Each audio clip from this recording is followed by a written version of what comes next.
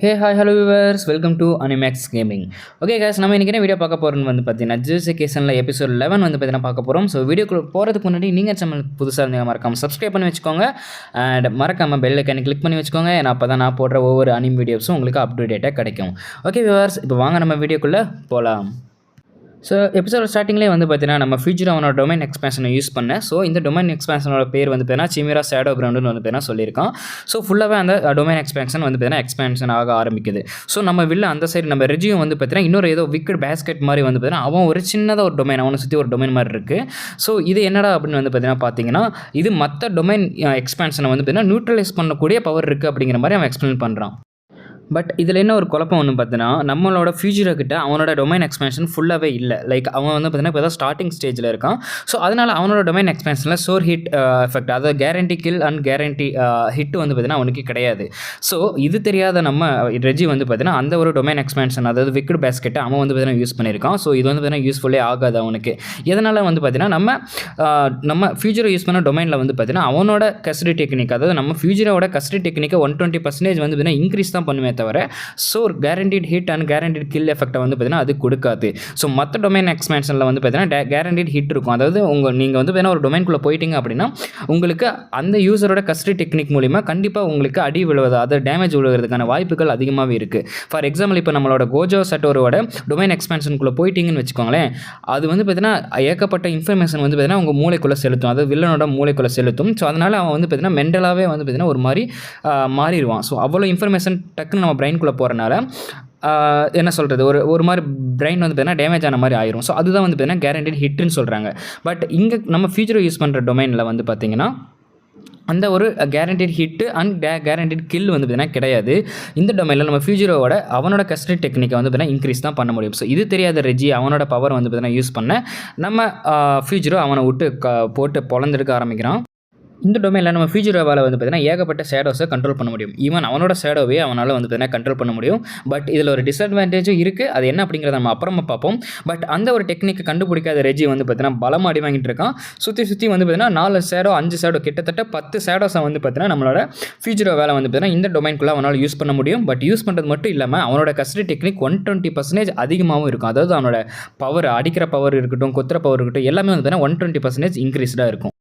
But என்ன தான் நம்ம ரெஜி ஏகப்பட்ட அடி வாங்கினாலும் அவன் பார்த்தீங்கன்னா யோசிச்சுக்கிட்டே தான் இருக்கான், இந்த டொமைனை நம்ம எப்படி பார்த்தீங்கன்னா டிஃபெண்ட் பண்ணுறது அப்படின்னு. ஸோ அப்போ தான் அவனுக்கு தெரிய வருது, ஒவ்வொரு தடவை நம்ம ஃபியூச்சர் அவனோட ஷேடோ அட்டாக் பண்ணுறப்ப மட்டும்தான் அவன் பார்த்தீங்கன்னா ஃபிசிக்கல் ஃபார்மை யூஸ் பண்ணுறான். அதாவது அந்த ஃபிசிக்கல் ஃபார்ம் வருது, அதுக்கப்புறம் அட்டாக் பண்ண முடிஞ்ச அடுத்த செகண்டே பார்த்தீங்கன்னா அந்த ஃபிசிக்கல் ஃபார்மை எடுத்துடுறான் நம்ம ஃபியூச்சரும்.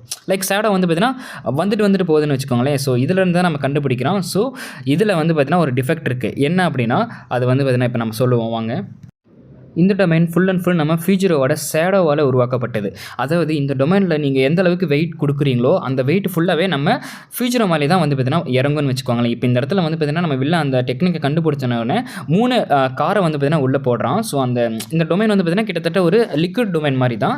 பட் பார்த்தீங்கன்னா இது ஃபுல்லாக ஒரு ஷேடோஸ் மாதிரி, அந்த ஷேடோக்குள்ளே முழுகும். பட் அந்த கார் முழுகுது எங்கடா போகுதுன்னு கேட்டிங்கன்னா அந்த காரோட வெயிட் ஃபுல்லாகவே நம்ம ஃபியூச்சரோ மேலே தான் பார்த்தீங்கன்னா இறங்கும். ஸோ அதுதான் பார்த்தீங்கன்னா இதில் இருக்க ஒரே ஒரு டிஸ்அட்வான்டேஜ். ஸோ இங்கே இருக்க ஃபுல்லாக இதுக்குள்ளே எத்தனை ஷேடோஸோ அல்லது எத்தனை பொருள் உள்ளே வர ஆரம்பிக்குதோ அவ்வளோ வெயிட் பார்த்தீங்கன்னா ஃபுல் அண்ட் ஃபுல் நம்ம ஃபியூச்சர் மேலே தான் இறங்கும். அது பார்த்தீங்கன்னா அவன் கண்ட்ரோல் பண்ண ஆரம்பிக்கணும். நம்ம ஃபியூச்சர் பார்த்தீங்கன்னா இதே இடத்துல இருந்துட்டு தான் அவனோட 10 ஷேடோவை பார்த்தீங்கன்னா யூஸ் பண்ணியிருப்பான். ஸோ அதை தான் நம்ம ரெஜி பார்த்தீங்கன்னா கண்டுபிடிச்சிட்டு அவனோட 3 ட்ரக்கை பார்த்தீங்கன்னா உள்ளே செலுத்திருப்பான். ஸோ இந்த இடத்துல நம்ம ஃபியூச்சரை மேலே ஃபுல் அண்ட் ஃபுல் வெயிட் இறங்க நம்ம ஃபியூச்சருக்கு என்ன பண்ணுறதுனே தெரியல. அப்போ தான் நம்ம வில்லன் பார்த்தீங்கன்னா நல்லா வாய் பேச ஆரம்பிக்கிறான், எல்லாம் தெரிஞ்ச மாதிரி. லைக் அவனுக்கு எல்லாமே தெரிஞ்சிருக்கு, ஃபுல் பார்த்தீங்கன்னா வெயிட் இவன் மேலே தான் இறங்க போகுதுன்னு. ஸோ இப்போ பார்க்கலாம் நீ எப்படி தாங்குற அப்படின்னா. அதாவது இந்த காரோட வெயிட் கிட்டத்தட்ட 2.4 டன்ஸ் இருக்குது இந்த 3 காரோட வெயிட்டு. பட் நான் இன்னும் இதில் வெயிட்டை பார்த்தீங்கன்னா ஆட் பண்ண போகிறேன், எப்படி தப்பிக்கலாம்னு பார்க்கலாம்னு சொல்லிச்சிட்டு இருக்கப்பவே நம்ம ஃபியூச்சரோ என்னால் பார்த்தீங்கன்னா ஷேடோஸை மேலே இருந்து வர வைக்க முடியுமா அப்படின்னு சொல்லிட்டு அங்கேருந்து பார்த்தீங்கன்னா அவனோட சினிகாமி, அந்த எலிஃபென்ட் சினிகாமியை பார்த்தீங்கன்னா உடனே போட ஆரம்பிக்கிறான். ஸோ அந்த வெயிட் ஃபுல்லாகவே நம்ம ரெஜி மேலே பார்த்தீங்கன்னா இறங்க ஆரம்பிக்குது. இப்படி ஃபுல் அண்ட் ஃபுல் வெயிட் இறங்க. அப்போ ஃபியூச்சருக்கு இறங்காதான்னு கேட்டிங்கன்னா கண்டிப்பாக ஃபியூச்சருக்கும் அந்த வெயிட் பார்த்தீங்கன்னா ஃபீல் பண்ணுவான். ஏன்னா இது அவனோட ஷேடோ டொமைன். ஸோ அந்த எலிஃபென்ட்டோட வெயிட் நம்ம ஃபியூச்சருக்கும் பார்த்தீங்கன்னா அஃபெக்ட் ஆகும். ஸோ இப்போ பார்த்தீங்கன்னா அந்த எலிஃபென்ட் மேலேருந்து கீழே விழுந்தனால நம்ம ரெஜியோட காலில் சின்னதாக ஃப்ராக்சர் ஆயிடுது. அதை தான் பார்த்தீங்கன்னா காமிக்கிறாங்க. ஸோ ஃப்ராக்சர் ஆனதுக்கப்புறம் இப்போ பார்த்தீங்கன்னா 2 போட்டிக்கு தான், அது 2 பேருக்கு நடுவில் தான் போட்டியே. யார் பார்த்தீங்கன்னா அதிக நேரம் தாக்கு பிடிக்கிறாங்க இந்த வெயிட், அதாவது அந்த யானையோட வெயிட் அவன் தாக்கு பிடிக்கிறானா இல்லை அவனோட வெயிட் அண்ட் அந்த காரோட வெயிட்லாம் சேர்த்து நம்ம ஃபியூச்சரை தாக்கு பிடிக்கிறானா அப்படிங்கிறது தான் இப்போ போட்டி. போட்டியே.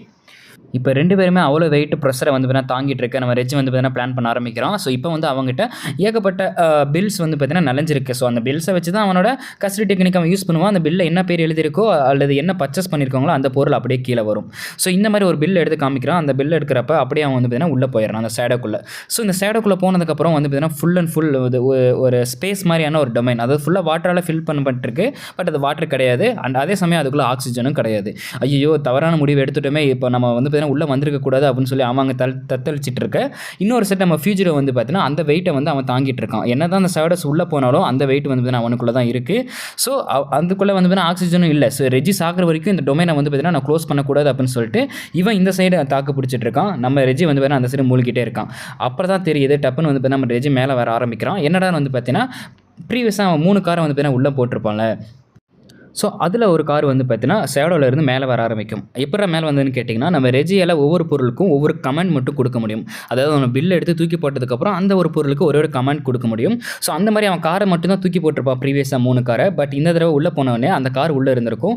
அதுக்கு ஒரு கமெண்ட் தருவான். அதாவது மேலே எழுந்து வா அப்படிங்கிற மாதிரி. லைக் தண்ணியில் தானே இருக்குது. ஸோ மேலே எழுந்து வா அப்படிங்கிறனால அந்த கஸ்டடி டெக்னிக் யூஸ் பண்ணி அது கார் வந்து பார்த்தீங்கன்னா மேலே வர ஆரம்பிச்சிருக்கும். அதில் நம்ம ரெஜியும் வந்து பார்த்தீங்கன்னா அந்த காரோட சேர்ந்து மேலே வர ஆரம்பிச்சிருக்கான். ஸோ அதிலிருந்து அப்படியே தப்பிச்சு வந்த உடனே அவனோட இன்னொரு பில் கஸ்டடி டெக்னிக்கை வந்து பார்த்தீங்கன்னா ரிலீஸ் பண்ணுறான். ரிலீஸ் பண்ணதுக்கப்புறம் தான் தெரியுது என்னடா அப்படின்னு பார்த்தீங்கன்னா ஒரு 30 டன் எடையுள்ள ஒரு பில்டிங்கே வந்து பார்த்தீங்கன்னா ஒரு ஹவுஸே வந்து பார்த்தீங்கன்னா கீழே இறங்கிட்டு இருக்கு.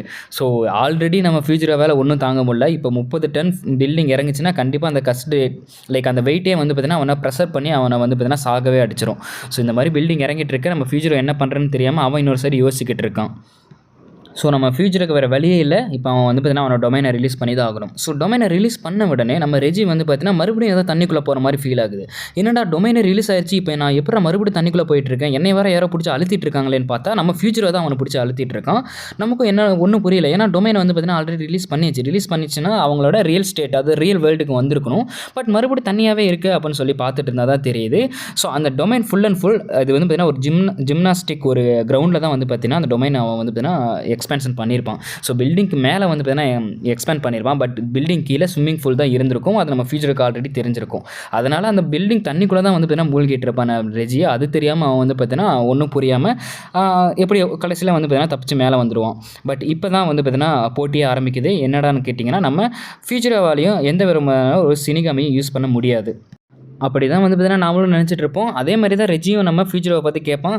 சரி இப்போ நீயும் எக்ஸாஸ்ட் ஆகிட்டேன், நானும் வந்து பார்த்தீங்கன்னா எக்ஸாஸ்ட் ஆகிட்டேன். இப்போ 2 பேர்த்திட்டாலையும் வந்து பார்த்தீங்கன்னா கஸ்டடி டெக்னிக் யூஸ் பண்ண முடியாது, நான் சொல்கிறது கரெக்ட் தானே அப்படின்னு நம்ம ஃபியூச்சரை பற்றி கேட்க ஃபியூச்சரும் ஆமாம் நீ சொல்கிறது கரெக்டு தான், சரி வா யாருன்னு மோதி பார்ப்போம் அப்படின்னு சொல்லிட்டு 2 பேரும் வந்து பார்த்தீங்கன்னா ஃபிஸ்ட்டில் சண்டை போட ஆரம்பிக்கிறாங்க. ஸோ அப்படி 2 பேரும் அந்த லைக் ஸ்விம்மிங் பூலில் இருந்து வந்து பார்த்தீங்கன்னா உடனே வந்து 2 பேரும் மறுபடியும் வந்து பார்த்தீங்கன்னா கையில் சண்டை போட ஆரம்பிக்கிறாங்க. ஸோ அந்த ஃபைட் சீன் நீங்களே கொஞ்சம் பாருங்கள். நான் அப்படியே எக்ஸ்பிளைன் பண்ண வேண்டிய அவசியம் இல்லை.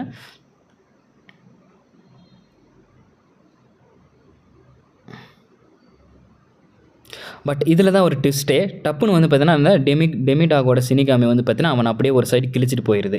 அப்புறம் தான் தெரிய ஆரம்பிக்குது அவன் டெமிடாக் வந்து பார்த்தீங்கன்னா அவ்வளோ வீக்கான டெமிடாக் கிடையாது அப்படின்னு நம்ம ஃபியூச்சரில் சொல்கிறான். அதுக்கப்புறமேட்டு தான் நம்ம ரெஜியும் சொல்ல ஆரம்பிக்கிறான். அப்போவே நினச்சேன் எந்த ஒரு சாசரஸும் அவன் வந்து பார்த்தீங்கன்னா பொய் சொல்லக்கூடாது, பொய் சொன்னாங்கன்னா ஒன்று வாழணும் இல்லைன்னா சாகணும் அப்படிங்கிற மாதிரி தான் சொல்லுவான். இப்போ நீ சொன்ன பொய்யை நம்பி நான் ஃபைட்டுக்கு இறங்கினது ஏன் தப்பு தான் சொல்லிட்டு அவன் வந்து பார்த்தீங்கன்னா அந்த மாதிரி சொல்ல ஆரம்பிக்கிறான். சரி எப்படியும் சாக போகிறோம், அட்லீஸ்ட் நம்ம பாயிண்ட்டையாவது ஃபியூச்சருக்கு கொடுப்போமேன்னு சொல்லிட்டு அவன் அந்த கோகானை வர வச்சுட்டு அவனோட 100 பாயிண்ட்டையும் நம்ம ஃபியூச்சருக்கு வந்து பார்த்தீங்கன்னா கொடுத்துட்றான். 100 பாயிண்ட் இல்லை, ஒரு 49 பாயிண்ட் இருக்கும். அதை வந்து பார்த்தீங்கன்னா நம்ம ஃபியூச்சருக்கு கொடுத்துருவான். நம்ம ஃபியூச்சர் எதுக்கடா இதை பண்ணுறேன்னு கேட்டால் சாகிறப்பயாவது ஒரு நல்லது பண்ணிட்டு சாகலாமேன்னு தான் அப்படின்னு சொல்லிட்டு அவனோட பாயிண்ட் எல்லாமே கொடுத்துருவான். அது ப்ளஸ் இன்னொரு 5 பாயிண்ட்டும் நம்ம ஃபியூச்சருக்கு ஆட் ஆயிரும். ஏன்னா வந்து பார்த்தீங்கன்னா நம்ம ரெஜி இறந்துருவோம். நம்ம ரெஜி வந்து பார்த்தீங்கன்னா ஒரு ஓல்டு சாசரர், அதாவது ரீஇன்க்ரான்ட்டான ஒரு சாசரர் தான். நம்ம ஃபியூச்சர் வந்து மாடர்ன் சாசர். அவன் வந்து பார்த்தீங்கன்னா இப்போ இருக்க ஒரு சாசரர். இது இந்த சைடு போயிட்டு இருக்க. இன்னொரு சைடு வந்து பார்த்தீங்கன்னா நம்ம டக்காபாவும் இன்னொரு பிளாஸ்ட் மேனும் அந்த பாம்பனும் வந்து பார்த்தீங்கன்னா சண்டை போட்டுட்டு இருப்பாங்க. அவனும் என்ன ஏகப்பட்ட பாம்பை வந்து பார்த்தீங்கன்னா போட்டு தள்ளுவான். பட் நம்ம டக்காபாவுக்கு ஒன்றுமே ஆகாது. அவனுக்கும் ஒன்றுமே புரியாது. எப்படா தப்பிக்கிற, இத்தனை பாம்பு அடித்தாலும் நீ தப்பிச்சிட்டே இருக்கேடா அப்படின்னு சொல்லிட்டு இருக்க. நம்ம டக்காபாவும் வந்து பார்த்தீங்கன்னா காமெடி பண்ணிகிட்டே ஃபைட் பண்ணுவான். அதை நம்ம டக்காபாவோட பவரே வந்து பார்த்தீங்கன்னா அவனோட காமெடியை வந்து ஒரு ரியலிஸ்டிக்காக மாற்றுறது தான் அவனோட கஸ்டடி டெக்னிக்கே. பட் அந்த டெக்னிக் நம்ம டக்காபாக்கே தெரியாது. பட் அந்த டெக்னிக் வந்து பார்த்தீங்கன்னா நம்ம டக்காபா யூஸ் பண்ணுவான். இப்படி ஃபைட் பண்ணிகிட்டு இருக்கப்ப இன்னொரு கொகனை வந்து பார்த்தீங்கன்னா வரும். கொகனை வந்துட்டு நம்ம பிளாஸ்ட் மேன் கிட்ட வந்து பார்த்தீங்கன்னா சொல்லும், இந்த மாதிரி ரெஜி வந்து பார்த்தீங்கன்னா இறந்துட்டான் அப்படின்னு. அப்புறமேட்டு அவன் அப்படியே நடந்து போயிடுவான்.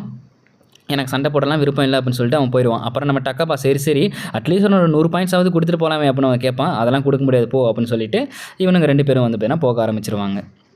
ஸோ இந்த மாதிரி இவங்க 2 பேரும் ஃபைட் பண்ணாமல் அந்த ஃபைட்லேருந்து விலக ஆரம்பிக்கிறாங்க. அதுக்கப்புறம் நம்ம ஃபியூச்சருக்கு என்னாச்சுன்னு காமிக்கிறாங்க. ஸோ அவ்வளோ பெரிய ஃபைட் நடந்திருக்கு. ஸோ அதுலேருந்து அவன் எக்ஸஸ்ட் ஆகிட்டு அப்படியே மயக்கம் போட்டு அன்கான்ஷியஸாக கீழே விழுந்து கிடக்கிறான். அப்புறமேட்டு தான் மேலே அப்படியே ஸ்க்ரோல் பண்ணி மேலே காமிக்கிறாங்க. அப்போ தான் வந்து பார்த்தீங்கன்னா அந்த ஆஞ்சல் உமன் வந்து பார்த்தீங்கன்னா வர ஆரம்பிக்கிறான். இந்த ஆஞ்சல் கேர்ள் யாருன்னு உங்களுக்கு தெரியும். எபிசோடோட ஸ்டார்டிங்லேயே நம்ம டெங்கன் வந்து பார்த்தீங்கன்னா சொல்லியிருப்பாங்க.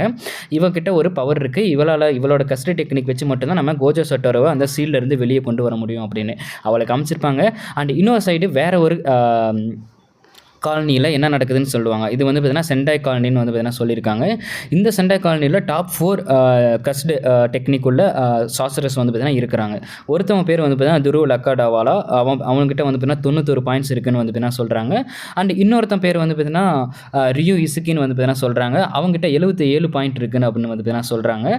அண்ட் இன்னொரு பொண்ணையும் வந்து பார்த்தீங்கன்னா காமிக்கிறாங்க. ஸோ அவகிட்ட வந்து பார்த்தீங்கன்னா அவளோட கஸ்டு டெக்னிக் மட்டும் தான் என்னன்னு சொல்லியிருக்காங்க. அவளோட ஸ்கையவே வந்து பார்த்தீங்கன்னா வளைச்சு போட முடியும் அப்படிங்கிற மாதிரி அவளோட கஸ்டு டெக்னிக் போல். ஸ்கையை வந்து அவளால் என்ன மாதிரி வேணால் ஒரு வாட்டர் மாதிரி வேணால் மாற்றிக்க முடியும் அப்படிங்கிற ஒரு கஸ்டடி டெக்னிக் அப்படிங்கிற மாதிரி அந்த பொண்ணை காமிச்சு சொல்கிறாங்க.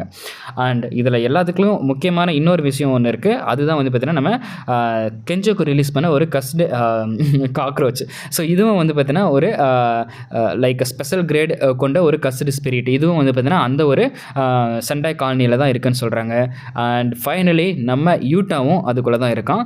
ஸோ ஃபஸ்ட்டு சொன்னாங்களே துரு லக்காபாடான்னு. ஸோ அவனை வந்து பார்த்திங்கன்னா ஸ்லாஷ் பண்ணிவிட்டு நம்ம யூட்டா ஒக்கோட்ஸு வந்து பார்த்திங்கன்னா அதிலேருந்து வெளியே வர ஆரம்பிப்பான். ஸோ இப்போதைக்கு அடுத்த டொமைனில் என்னென்ன ஃபைட் நடக்க போகுதுன்னு அப்படிங்கிறத காமிச்சிருக்காங்க. ஸோ நம்ம யூட்டா அண்ட் மற்ற 3 பேருக்கு நடுவில் தான் மிகப்பெரிய ஃபைட்டே நடக்க போகுது. ஸோ இதுக்கப்புறம் கொஞ்ச நேரத்துக்கு நம்மளால் வந்து பார்த்திங்கன்னா யூஜி இட்டாடோரியை பார்க்க முடியாது. ஏன்னா இதுக்கப்புறம் நம்ம ஏகப்பட்ட கேரக்டர்ஸ் கூட ஃபைட் வந்து பார்த்திங்கன்னா உள்ளே இருக்குது. ஸோ அதெல்லாம் தான் வந்து பார்த்திங்கன்னா பார்க்க போகிறோம் நெக்ஸ்ட் சீசன்ஸில். அண்ட் இதோட இந்த எபிசோட் முடியுது. என்னால் முடிஞ்ச அளவுக்கு எல்லாமே ஃபுல்லாக எக்ஸ்பிளைன் பண்ணிட்டேன். நீங்கள் நம்ம சேனல் புதுசாக அந்த மறக்காமல் இந்த எபிசோட் பிடிச்சிருந்தா லைக் பண்ணிக்கோங்க. அண்ட் மறக்காமல் சப்ஸ்கிரைப் பண்ணிக்கோங்க. அண்ட் வேறு ஏதாவது அனிம் பற்றின ரிலீஸ் உங்களுக்கு வேணும்னா மறக்காமல் கீழே கமெண்ட் பண்ணுங்கள். நான் கண்டிப்பாக என்னோட அடுத்தடுத்த வீடியோவில் உங்களுக்கு கண்டிப்பாக கொடுக்குறேன். அண்ட் நான் தான் mister nobody and I'm signing off. Tata bye.